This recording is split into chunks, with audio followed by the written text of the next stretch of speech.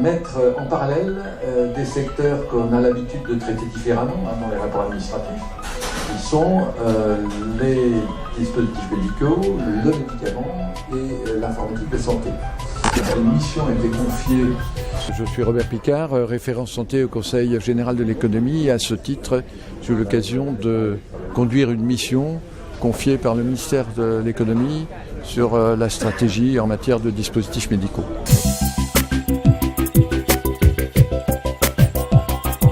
Alors ces actions sont de 4 ordres. Une action qui concerne la mobilisation et la mise en synergie des acteurs de l'innovation et de l'accompagnement de l'innovation. Des actions qui s'intéressent à l'évolution du cadre juridique et réglementaire. Des actions qui concernent la recherche et la nécessité d'anticiper sur l'évolution des technologies et des actions d'ordre organisationnel au niveau du fonctionnement de l'État.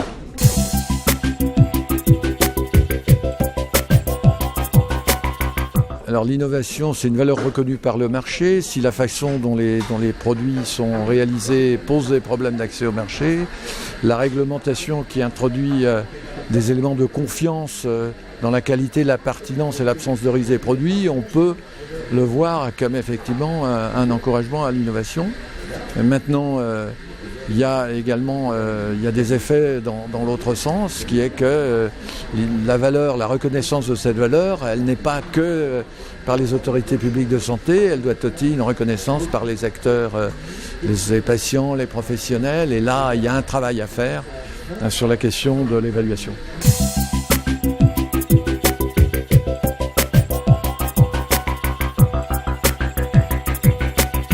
Mon sentiment, c'est qu'on ne peut pas dire qu'on est soit en avance, soit en retard. L'évaluation est la même pour tout le monde. Les acteurs économiques sont bien conscients que le marché est international. Et les questions qui se posent, que je viens d'évoquer autour de la réglementation et de sa pertinence par rapport aux dispositifs médicaux, sont des questions qui se posent pour l'ensemble de l'Europe.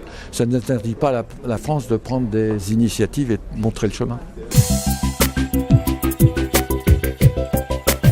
On pourrait, on devrait. Je pense que c'est un objectif qu'on devrait se fixer.